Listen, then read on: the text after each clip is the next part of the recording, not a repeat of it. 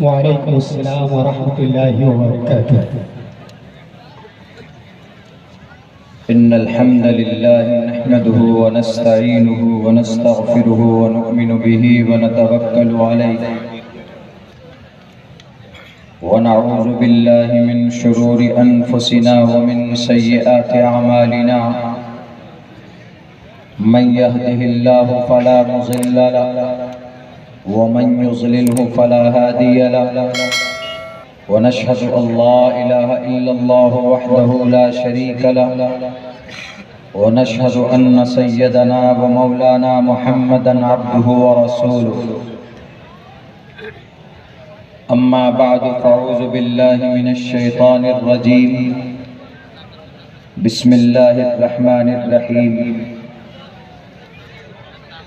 या अय्युहल्लज़ीना आमनू कूनू क़व्वामीन बिल क़िस्ति शुहदाअ लिल्लाह। वक़ाल अल्लाहु तबारक व तआला फ़िल क़ुरआनिल मजीद लक़द कान लकुम फ़ी रसूलिल्लाहि उस्वतुन हसनह। सदक़ल्लाहुल अज़ीम। All praise. कौम के लोग, समाज के लोग इंतजार में होते हैं, उम्मीद लगाए बैठे होते हैं कि हम इनकी ज़ियारत करना चाहते हैं, हम मिलना चाहते हैं। तो उन्होंने कोशिश की, उस इलाके के जो राजा थे, हिंदू राजा, उन्होंने कहा कि औरंगजेब रहमतुल्लाहि अलैह, हम आपसे विनती करते हैं, गुजारिश करते हैं कि आप हमारे वाराणसी में रुकें, आप हमारे बनारस में रुकें। क्यों रुकें जी? क्योंकि समाज की बेटियां पूजा कर रही हैं, सड़कें जाम हैं, आप इज्जत के साथ रहें, आप मेहमान बने, हम आपके मेहमान नवाज हैं। 2 दिन के बाद यहाँ से आप रुखसत होंगे।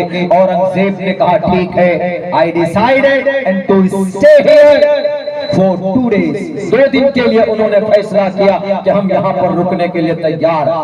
वहां पर पूजा, गंगा स्नान, समाज की बेटियां पूजा कर रही थी। 2 बेटी पूजा करने के लिए मंदिर में जाती। कहां? काशी विश्वनाथ की मंदिर में। विश्वनाथ के मंदिर में पूजा के बाद सारी औरतें अपने घर पहुंच जाती। ये वाकया पर और पत्थर एक किताब है, 1977 का एक MP डॉक्टर है, नाम भूल रहा हूं, पिछली स्पीच में उनका नाम शायद आपको सुनने को मिलेगा। उन्होंने अपनी किताब के अंदर इस वाक़े को जिक्र किया है। ऑथेंटिक बात है, कोई फेसबुक व्हाट्सएप की कोई स्टोरी नहीं है, बल्कि इसके ऊपर रिसर्च करके पेश किया जा रहा है आप लोगों के सामने। उन्होंने कहा, औरंगजेब ने कहा कोई बात नहीं। औरंगजेब रुके, औरतें नहाकर गंगा स्नान करके पहुंच गई, लेकिन 2 बेटी समाज की 2 औरत नहीं पहुंच पाई। तो गांव के लोगों को चिंता और फिक्र हुई कि हमारी 2 बच्चियां कहां हैं। उनको ढूंढते हैं, औरंगजेब तक खबर पहुंचती। औरंगजेब खुद अपने पर्सनल बॉडीगार्ड को भी लगाते हैं कि देखो 2 बेटी कहां है। अगर औरंगजेब जालिम, मुतशद्दिद और फिरका परस्त होता तो औरंगजेब एक मुसलमान होकर एक हिंदू 2 बेटी, कोई भी बेटी के लिए फिक्र नहीं करता। देवकी नंद जी, आपको शायद इतिहास नहीं है, निकाल दो NCERT की बुक से। मुगल दरबार को कोई फर्क नहीं पड़ता। मुगल की निशानी ताजमहल है। 4 करोड़ रुपए से रुपए खर्च करके शाहजहां ने जो बनाया, आज सीना तान कर दुनिया में बोलते हैं कि 7वां अजूबा कहां है। भारत के अंदर आगरा का ताजमहल है। और परेशान के साथ रेड फोर्ट दिखाते, लाल किला दिखाते। NCERT की बुक से आप उन हिस्ट्री को निकाल सकते हो, लेकिन इन जमीनी हकीकत को, जमीनी इतिहास को कैसे निकालोगे इस देश से? अगर निकाल लोगे तो देश खोखला होगा, बदसूरत हो जाएगा और शर्म के मारे तुम जवाब नहीं दे पाओगे यूनाइटेड नेशन के सामने में। अगर ये देश खूबसूरत है तो इन मुगल एम्पायर की वजह से खुश दिखता है पूरी दुनिया के अंदर। सीना तान कर कहते हैं कि हमारे भारत के अंदर कुतुब मीनार, हमारे भारत के अंदर आगरा का ताजमहल, हमारे भारत के अंदर लाल किला, हमारे भारत के अंदर हुमायूं का मकबरा, हमारे भारत के अंदर गोलकुंडा, हमारे भारत के अंदर चार मीनार, हमारे भारत के अंदर ऐतिहासिक चीजें हैं। एक दिन में 30 लाख रुपए का इनकम आगरा का ताजमहल दिया करता है। आज की तारीख में तुम्हारे ये कुर्सी इख्तियार में बैठने वाले तो पैसे लूट कर भागते हैं, अपने दोस्तों के हलक में ठूस दिए हैं करोड़ों रुपए। इस देश को खरीद किया मुगल इंपेरर की कुर्बानी की वजह से आज कम से कम फाइनेंशियली सिचुएशन अच्छी हालत में मौजूद है। खुदा के वास्ते नफरत मत फैलाओ इस देश के अंदर। इतिहास नहीं बोलते हमारे लिए तो इसका ये मतलब नहीं है कि इतिहास नहीं है। इतिहास बोलने पर आएंगे तो तुम जालिम और बेज़मीर इंसान नजर आओगे। इतिहास ये है इस देश को जो लोग चला रहे हैं, उन्होंने अंग्रेज के सामने में हाथ जोड़कर माफी मांगी कि sir from today I become your servant. बोलिए क्या हुक्म है, मैं आपका गुलाम। जिस वक्त तुम गुलामी की भीख मांग रहे थे उस वक्त हमारे अकाबिर, हमारे औलिया अल्लाह इस देश के मुसलमान सर पे कफन बांधकर देश के लिए कुर्बानी पेश कर रहा था। ये तारीख है, उठाकर देख लो हिस्ट्री और दुनिया के अंदर आलमी इस्लाम के अंदर आलमी मज़ाहिब और इंसाइक्लोपीडिया उठाकर पढ़ो। किताब का नाम मैंने बता दिया है, देवकीनंद जी। सिर्फ नाम लेकर बदनाम करने से कुछ नहीं होगा कि आपके कुरान में ये लिखा है, आपके मस्जिद में ये होता है, आपके पूर्वज ने तो मस्जिद तोड़ करके मंदिर तोड़ करके मस्जिद को बनाया। यही औरंगजेब बेटी को ढूंढता है। 2 दिन के बाद बेटी रोते हुए कहाँ मिलती है? एक तहखाने में। वहां पर एक मंदिर है, वो शिव विश्वनाथ मंदिर के नीचे तहखाने में 2 बेटी नंगी हालत में मिलती थी।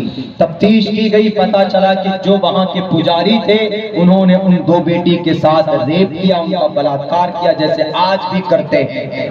आज भी बहुत सारे गुरु करते हैं, आज भी शोषण करते हैं। अल्हम्दुलिल्लाह वी आर प्राउड अवर मुस्लिम उलमा, प्राउड टू बी इमाम एंड उलमा। कोई भी इमाम, कोई भी आलिम दीन इस तरीके से बहका कर किसी समाज की बेटी का अपहरण या उनकी इज्जत का शोषण नहीं करता है।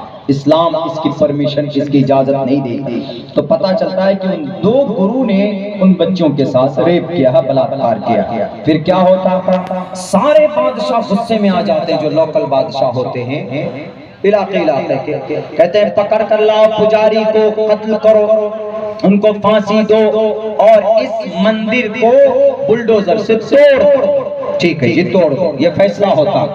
तो पता है औरंगजेब हस्तक्षेप करते हैं, बीच में आते हैं, नहीं तुम सजा दो उन रेपिस्ट को, उन मुजरिमों को जिनको बेटी के बारे में जर्रा बराबर ज्ञान नहीं, वरना बेटी का क्या सम्मान होता है। देवकीनंद जी,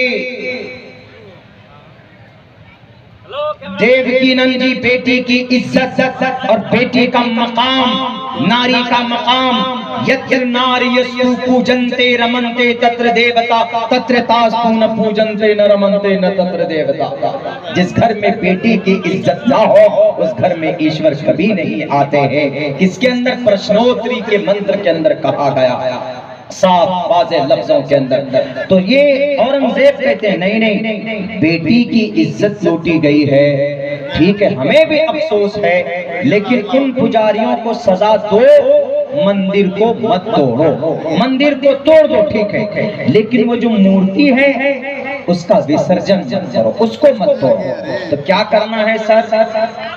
एक काम करो, इस मंदिर को तोड़ दो, लेकिन जो मूर्ति है विश्वनाथ जी की, काशी के अंदर जो विश्वनाथ जी की मंदिर है उसको मूर्ति है उसको उठाकर दूसरी जगह पर स्थापित कर दो, क्योंकि वो जगह अपवित्र हो गई है जहाँ पर बेटी के साथ, बेटी की इज्जत के साथ खिलवाड़ होता था। तो दूसरी जगह पर उस मंदिर की स्थापना करते हैं। कौन? औरंगजेब रहमतुल्लाह खड़े होकर। उस औरंगजेब पर यह इल्जाम कि ज्ञानवापी मस्जिद बनाई गई, काशी विश्वनाथ के मंदिर को तोड़कर, हिस्ट्री नहीं मालूम, ये हिस्ट्री से लोकसभा में 1977 में सदन के अंदर सामने में लोकसभा स्पीकर के सामने में ये तकरीर पेश की गई है पर और पत्थर किताब की शक्ल में, वो आज भी वो हिस्ट्री इतिहास में मौजूद है। उन्होंने नहीं फिर वहां से 2 दिन के बाद निकले, वरना औरंगजेब को कोई जरूरत नहीं है कामाख्या देवी की मंदिर पर ताबुल औरंगजेब का इधर नहीं जाना चाहता। लेकिन मैं इतना कहूंगा कि इस्लाम में किसी मंदिर को या किसी गिरजा को तोड़कर उसके ऊपर मस्जिद बनाने की परमिशन नहीं। हम अगर किसी बादशाह ने, हो सकता है, मुमकिन है, इंपेरर हुआ करते बादशाह, और बादशाह हमारे रोल मॉडल नहीं है। हमारे रोल मॉडल हमारे अल्लाह के नबी के बाद हमारे सहाबा और मोहम्मद रसूलुल्लाह सल्लल्लाहु अलैहि वसल्लम के बाद हजरत अबू बकर सिद्दीक। बहुत मुख्तसर टाइम ऑफ पीरियड रहा उनका रूलिंग करने का, उनका शासन का जमाना, बल्कि खिलाफत का जमाना बहुत कम रहा। उमर फारूक का एक लंबा जमाना रहा। उमर फारूक रज़ी अल्लाह ताला अन्हु बैतुल मक़दिस फतह करने के लिए किनको भेजे? हजरत अमर बिन आस रज़ी अल्लाह ताला अन्हु को गए, बैतुल मक़दिस का मुहासरा किया। मस्जिद अक्सा, बैतुल मक़दिस जिसको बोलते, मस्जिद अक्सा की तामीर और उसकी बुनियाद और उसको बनाकर लोगों के सामने पेश करने वाले हजरत दाऊद अलैहिस्सलाम के बेटे हजरत सुलेमान अलैहिस्सलाम थे। बैतुल मक़दिस की तारीख पढ़ो, किसी यहूदी या किसी ईसाई की जमीन पर कब्जा करके वो मस्जिद नहीं बनाई गई, लेकिन फिर भी ईसाइयों ने अपने ताकत के बलबूते पर उस मस्जिद के ऊपर